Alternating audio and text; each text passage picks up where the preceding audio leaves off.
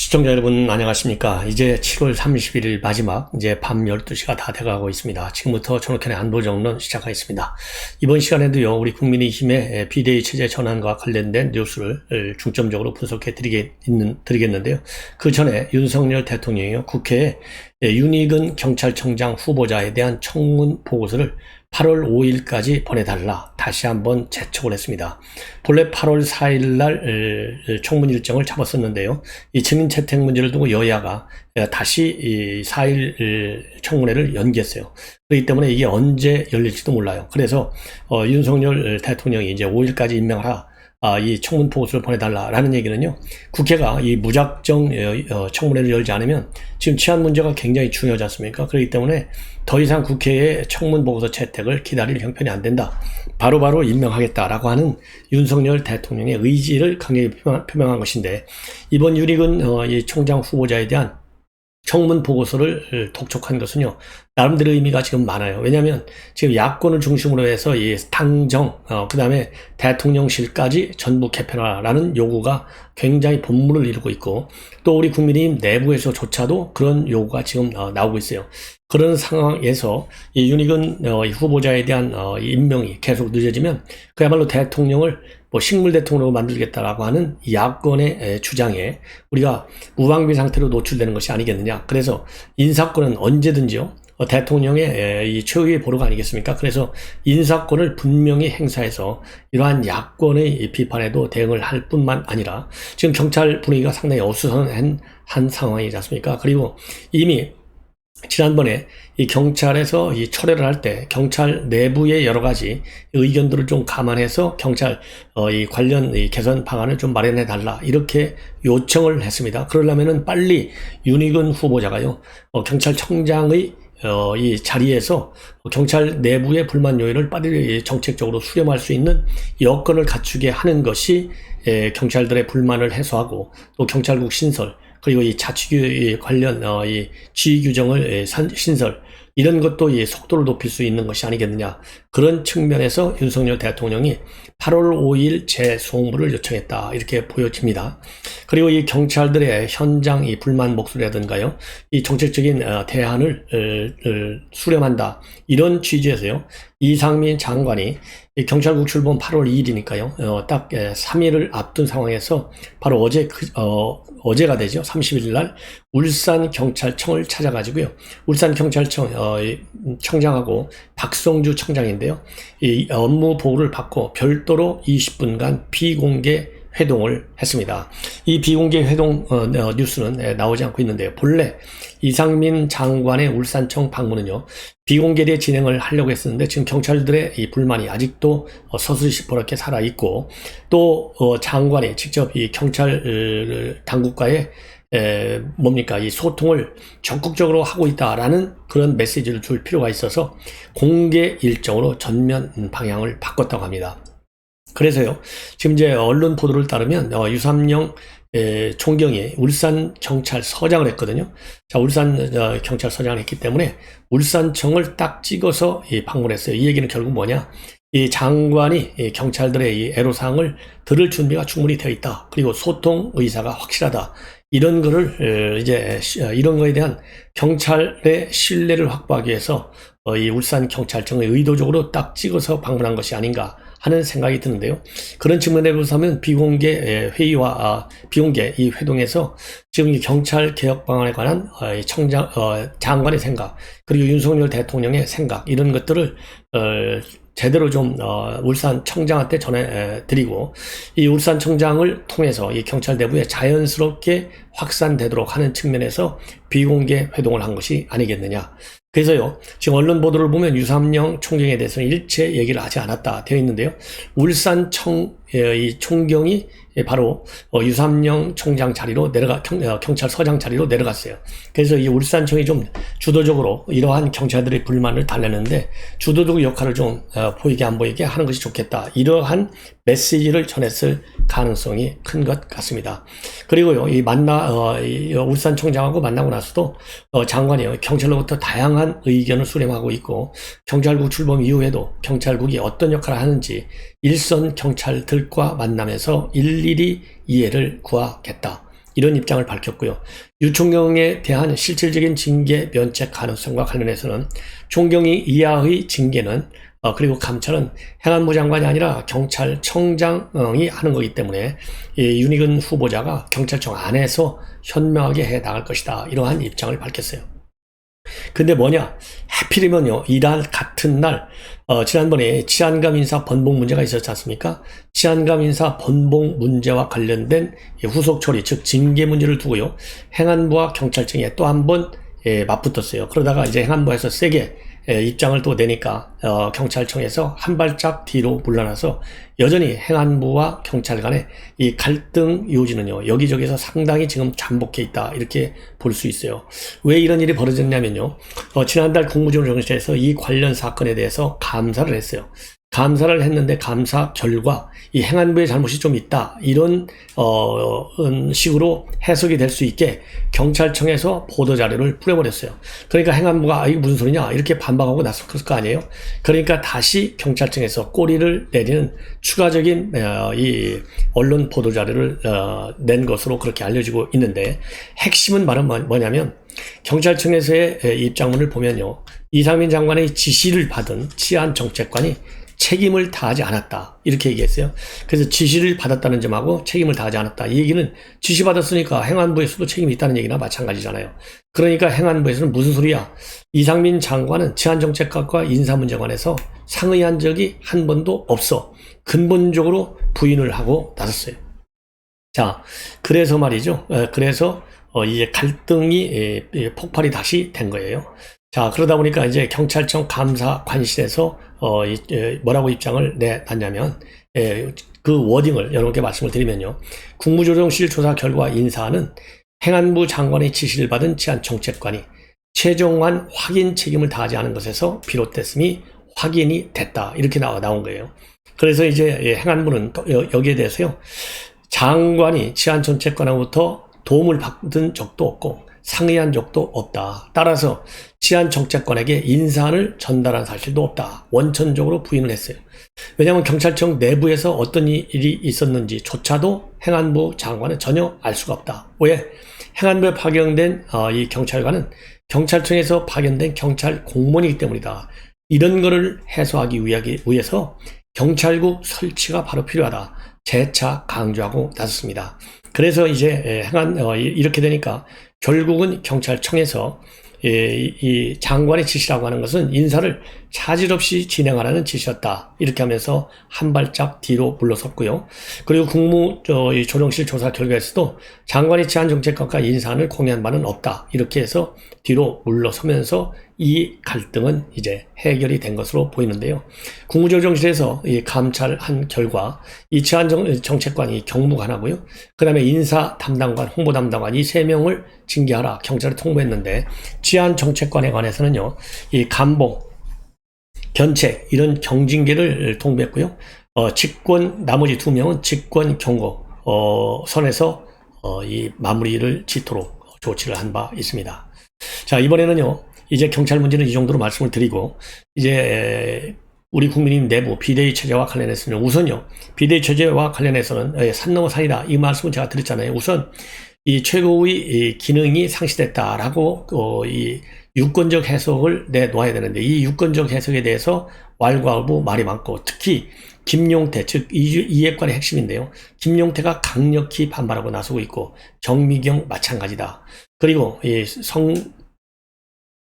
그다음에 이 정책의장도 조금 뭐라고 그럴까요? 사표도 아니고 또 사표 거부도 아닌 이 회색지대에 지금 입장을 내놓고 있어요. 그러다 보니까 내용이 이제 길어질 수밖에 없고 상당히 어려움이 불가피하게 따를 것이다, 이런 얘기가 나오고요. 그 다음에 두 번째로는 이준석이가 가만히 있겠느냐, 이 법률적인 대응을 할 가능성이 크다, 이것이 되어 있고, 세 번째로는요, 비대위 기간 그리고 비대위 성격을 관리형으로 할 것이냐, 아니면 뭐 또 어떤 형식으로 할 것이냐, 이런 비대위 성격과 관련해서도 논란이 많고, 그리고 비대위원장을 과연 누가 임명하느냐, 권선동가 임명하느냐, 노노, 아니다. 그래, 임명할 사람도 없는 거 아니냐. 그러려고 한다면 전국위를 소집해서 당헌당규를 개정해야 되는데, 그렇게 당헌당규까지 개정하면서 비대위 체제를 밀어붙이면 이게 여론이 호의적이겠느냐, 부정적이겠느냐. 이러한 여러 가지 넘어야 할 산이 많다. 그래서 내용이 장기화될 수도 있고 비대위 전환도 그렇게 쉽지가 않다. 이러한 지금 분위기로 나와 있습니다. 이렇게 곳곳에 암초가 즉 지뢰밭이 널려 있다라는 보도들이 많이 나오고 있어요. 그런 상황에서요, 이준석이가 오늘 SNS에다가 뭘 올렸습니까? 당권의 탐욕에 제정신을 못 차리고 있는 나주굴과 골룸이다. 그러면서 국민들이 다 보는데 마이 프레셔스나 계속 외치고 다녀라. 이렇게 썼거든요. 그래서 이 나주굴하고 골룸은요, 영화 이 반지의 제왕에 나오는 캐릭터인데, 이 나주굴이라고 하는 것은 암흑의 군주인 사우론에게 받은 반지의 힘으로 인해서 완전히 타락한 캐릭터이고요. 골룸은 반지의 유혹에 휘둘려서 반지에 집착하는 괴물이 된 캐릭터라고 합니다. 그래서 이거는 누구냐? 나주굴과 골룸은요, 곧 장제원과 안철수를 지목하는 것이다. 이렇게 해석이 될 수 있는 대목이에요. 자, 이런 걸 보면 이준석이가 강력히 반발하면서 이 비대위 체제의 전환을 그렇게 쉽게 허용할 것 같지가 않고요. 그러다 보니까 이 홍준표 의원이 어제에 이어서 오늘 또다시 지난 7월 29일이니까 어제 그제네요. 그제에 이어서 오늘 또다시 입장을 내놨는데요. 그제는 뭐라고 입장을 내놨냐? 이거 왜냐면 배현진이가 사표를 내니까 바로 입장문을 내놨거든요. 뭐라고 입장을 냈냐면 그때 그랬습니다. 이거 그러지 않아도 힘든 정부인데 저렇게까지 각자 도생을 하려고 하는데 참 이해할 수가 없다. 어떻게 비대위 운운할 수 있느냐. 그리고 당 대표가 있는데 직무대행 체제가 법률상 맞는 것이 맞다. 그러면서요, 철부지도 아니고 어떻게 이룩한 정권 견제에 이렇게 각자 도생을 하려고 하느냐. 그리고 비대위가 들었으면 또 라스푸틴 들려서 노역의 점성술로 하자는 거냐. 이게 라스푸틴을 들려서 노역의 점성술을 하자. 이 노역의 점성술은요, 곧 김종인을 얘기하고 있는 거예요. 자, 그러면 라스푸틴은 여러분들 뭐 아시면 아시겠지만은요, 제정 러시아 때 얘기인데요. 비선 실세했다고 합니다. 라스푸틴. 그러면서 이 제정 러시아가 몰락하는데 크게 일조한 괴승, 요승 이런 수식어가 붙은 라스푸틴을 갖다가 가리킨 거예요. 자, 그래서 이제 홍준표, 김종인한테 뭐 엄청 악연이지 않습니까? 이 연장선상에서 평가를 한 거예요. 그런데 조금 전에 이런 홍준표 시장이 뭐라고 내놨느냐? 지금 왜 그러냐면요. 당 대표, 비대위원장을 누가 임명하느냐? 지금 비대위원장은 당 대표 또는 고려시의 권한대행이 하게 돼 있는데 권한대행이 없는 거 아니냐? 그리고 직무대행은 본래부터 자격이 없고, 그러면 이준석이가 법률 당원 당규상으로 보면 임명장을 줘야 되는데 이준석이가 비대위원장 임명장을 주겠느냐? 이러니까 일각에서 그래요? 그러면 지금 권성동 원내대표, 당신 원내대표 자리도 내놔야 된다. 이렇게까지 얘기하고 있어요. 이런 얘기를 하는 대표적인 사람이 바로 이핵관 핵심인 김용태 최고위원이에요. 자, 그래서 이제 권성동이가 원내대표로서 이러한 비대위원장 임명장을 줄 수 있느냐, 이 문제에 관해서 홍준표 시장이 입장을 내놨어요. 뭐냐? 원내대표가 적합한 대표 권한이 맞다. 그런데 원내대표가 대표 권한대행을 사퇴하면 그 다음 순위인 최고위원이 대표 권한대행을 승계하는 건 승계하는 것이 당헌이 아니냐, 이렇게 반문하고 있어요. 그러니까 다음 순위 최고위원이라는 건 뭐냐면요, 이 당헌 단계에 하면 득표 순으로 최고위원 1, 2, 3등이 정해져요. 최다 득표자가 이 권성동 바로 다음에 최고위원이 되는데 이 사람이 권한대행을 승계해야 된다. 만약에 그렇게 파행으로 가기 싫다면 원내대표와 최고위원 모두가 총사퇴하라. 그래가지고 원내대표를 다시 선출하라. 그래서 그 원내대표가 비대위원장이 되어가지고 비대위를 구성하는 것이 정도다. 아마도 지금 지도부는 무능으로 국민적 신뢰를 잃은 것이 분명하고 왜 자꾸 새길로만 가고 있는 당이 되고 있는지 걱정이 대선 같다. 이게 이제 본인이 이제 법률가니까 또 당 대표도 했으니까 이 규정을 얼마나 잘 알겠어요. 그런 측면에서 이러한 입장문을 내놓은 것으로 보입니다. 자, 그리고 신평그릇사가요, 요즘 제가 여러분께 종종 보도해 드리는데요, SNS를 굉장히 열심히 하고 있어요. 그래서 오늘 SNS를 보면 제목이 잘못된 만남입니다. 제목이. 그래도 이 잘못된 만남은 누구하고 잘못된 만남이냐? 윤석열 대통령과 그 다음에 김종인, 그 다음에 이준석과의 만남이 잘못된 만남이다, 이거예요. 그리고 윤석열 대통령과 이 권성동과의 만남은 좋은 만남으로 시작됐는데 지금 권성동이가 지금 마음을 돌렸다. 마음을 돌려가지고 배신 때렸다. 신발을 바꿔 신었다. 지금은 내가 밝힐 수 없지만 시간이 되면 밝혀질 것이다. 굉장히 의미심장한 입장문을 내놓고 있어요.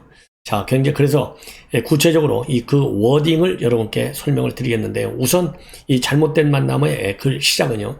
윤석열 대통령 지지율이 요즘 굉장히 어려움을 겪고 있는 건 맞는데 본인이 생각하기에는요. 윤석열 대통령이 이것을 충분하게 극복할 수 있을 것이다. 긍정 평가를 하고 있어요. 그 이유는 윤석열 대통령이 강인한 리더십을 가졌고 또 선한 인품의 상대 인격을 존중하는 공감 능력과 소통 능력이 탁월한 사람이다. 그리고 무엇보다 느긋하게 기다릴 줄 아는 사람이다. 따라서 그의 정부 인사 기용을 바라보는 눈들이 공통적으로 느끼듯이 그에게도 분명 결함은 있다. 뭐 사람인데 결함이 없겠습니까? 완벽한 사람이 누가 있겠어요? 자, 그래서 이제 일부 인사에 문제가 있다라고 하는 세간의 평가에 신평 변호사도 공감을 하고 있는 대목이에요. 이 대목은. 그런데 이런 윤석열의 실체를 두고 같은 편에 선 사람들 중에서 특히 중요한 위치에 있던 두 사람이 전혀 이해하지 못하고 형편없는 저평가를 했는데 그게 누구냐? 이준석과 김종인이다 이거예요. 이게 잘못된 만남이고 당시에 그렇지 않다고 본인은 이제 강변을 했다라고 윤석열 대통령을 축켜 세우고 있습니다.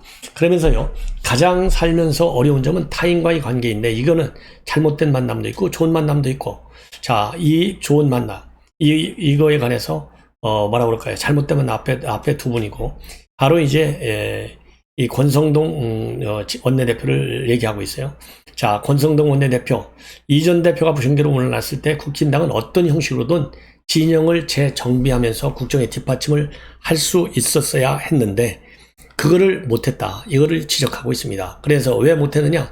권성동 원내대표가 갑자기 엉뚱하게 당대표 권한대행도 노리고 나가 차기 당대표도 노리고 또 공정권 행사도 노리고 이렇게 욕심을 부리는 바람에 절호의 기회를 없애버려갖고 판을 깨버렸다 이거예요. 그 결과 어떻게 됐느냐. 이준석이는 지금 전국을 돌면서 흑화 공격을 꾸준히 하고 있고 당 내분이 계속되고 있어서 지금 내분이 이렇게 이어지고 있는 것 아니냐. 그러면서요. 의미심장한 지적을 하고 있는 거예요. 권성동 의원이 누구냐. 그러면서 측근 중에 측근인데 결과적으로는 윤석열 대통령에서 이런 측근 중에 측근인 권성동이가 윤석열 대통령에서 돌아서 버렸다. 이준석이야 원래 그런 사람이라고 하지만 즉 싸움을 통해서 자기의 존재를 인정받는 그런 타입이라고 하는 점에서는 예측 가능하다. 하지만은 권 의원의 돌아섬은 어느 누구도 낌새를 넣지 못했다. 분명 무슨 원인이 있었을 텐데 그게 무엇인지는 시간이 흐른 나중에 천천히 복귀해 봐야 드러날 것이다. 그래서요, 이 권성동 의원이 윤석열 대통령에서 돌아섰다라는 평가를 자신만만하게 지금 주장을 하고 있어요. 제가 보기에 이 얘기는 결국 뭐냐? 말하자면 자기의 사익, 이 사익이 뭡니까? 당대표 권한대행, 차기 당대표, 그 다음에 공천권 행사, 이 욕심을 지적하고 있고요. 그리고 신평 변호사는 일찍이부터 권성동에 대해서는 상당히 비판적 시각을 가지고 있어요. 그렇다고 이미 언론에 나와 있는 대로 지금 윤석열 대통령의 경우는 처음부터 이 비대위 체제로 가는 것을 바랬었는데 직무 대행 체제로 밀어붙였다고 하는 점, 이게 이제 본인의 이익만을 위해서 윤석열 대통령을 버린 것이 되는 것이고, 또 하나는 이 울산으로 가는 대통령의 전용 헬기에서 고생했다라는 말을 갖다가 신임을 나한테 줬다라고 한 점, 이것도 자기에게 유리하게만 해석한 것이 대통령의 발언, 이게 결국 돌아선 게 아니냐, 이렇게 해석이 가능한 대목이 아닌가 라고 추론하는 것이 합리적일 것으로 보입니다. 자, 이번에는 이제 마지막으로 하나만 더 덧붙이면요. 전현희 위원장이 연일 어제에 이어서 오늘, 어제는요, 직원들이 전현희 위원장 일을 굉장히 잘한다, 너무나 열심히 한다, 전국을 밤샘 없이 뛰어다닌다, 이런 응원의 문자. 그러니까 한마디로 감사원이 근무 태만을 위해서 특감에 나선 거, 이거는 잘못됐다, 이거를 갖다가 보여주는 페북의 입장문을 내놨어요. 근데 오늘 내놓은 입장은 뭐냐? 감사원이나 권익위나 똑같이 반부패 기관이고 정치적으로 중립기관으로서 기관장 임기가 보장되는 그러한 기관인데 왜 이렇게 이례적으로 표적 복무 감사를 하는지 이해할 수가 없다. 더군다나 권익위는 작년에 감사원 정기감사도 받았고 또 인사혁신처하고 총리실의 인사복무감사 점검 모두 받았고 그리고 관련 감사 지적사항을 작년 말 모두 이행 완료했다라고 밝히고 있습니다.